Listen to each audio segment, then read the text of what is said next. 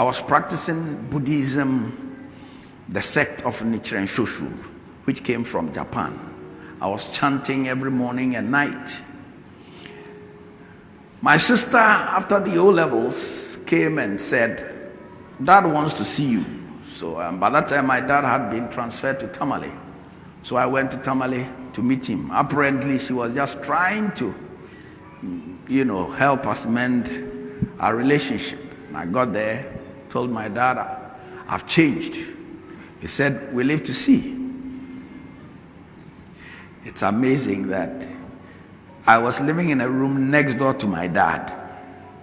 And then one day it was raining and I thought I could do my dope in the room. So I was doing it. And my dad came and knocked at my door and said, there's some smoke, there's some smoke. I said, they are burning some rubbish. So my dad, being an old soldier, went around the house to look for the rubbish. He didn't see the rubbish. So he came back and he said, Charles, let me enter your room. And I remember what he said when he entered. Immediately he entered my room. He said, Charles, Ekum. The room was filled with smoke. That was how bad it was. The same thing that I did that he disowned me, I was trying to stop. I couldn't stop. Then, by this time, I had become a pupil teacher. I was teaching and going up, chasing girls left, center, right. Then I was invited into this house where there was this beautiful lady to teach their daughter. And when I got there, I wanted to make moves. So I started the moves. And then the lady said to me, my boyfriend is Jesus Christ. If you allow me to introduce you to my boyfriend, you can become my boyfriend.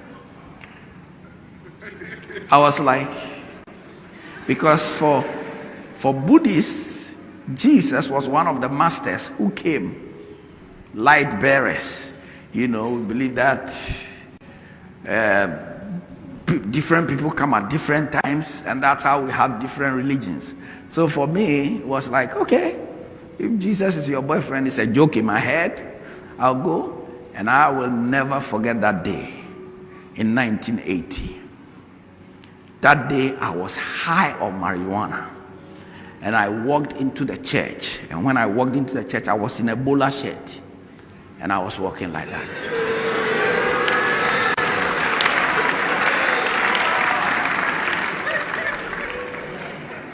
Amazingly, when people are high, suddenly one leg is shorter than the other. So I went and sat at the back there. And as I sat at the back there, I don't remember what the preacher preached. But I remember he made an altar call. He said, if you want to give your life to Jesus, lift your hand and come to the front. I hadn't heard an altar call before.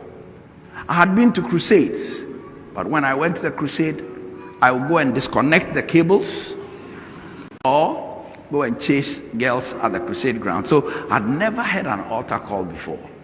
Something happened to me as I sat there.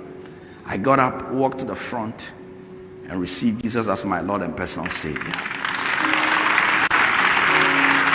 From that day, the power of drugs, alcohol, tobacco, lust broke in my life.